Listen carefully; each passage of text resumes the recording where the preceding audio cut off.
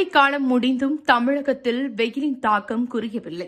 பல்வேறு மாவட்டங்களில் 100 டிகிரிக்கு குறையாமல் வெயில் கொளுத்தி வருகின்றது. தஞ்சை மாவட்டத்தில் கடந்த சில நாட்களாக வெயிலின் தாக்கம் அதிகமாக உள்ளது.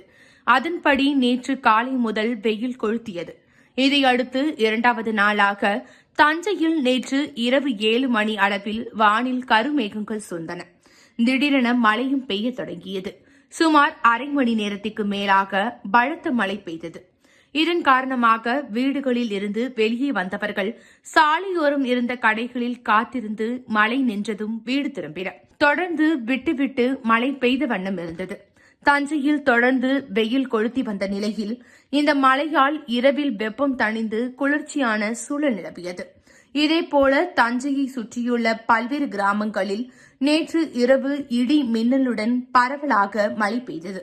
இதனால் பொதுமக்கள் மகிழ்ச்சி அடைந்தனர்.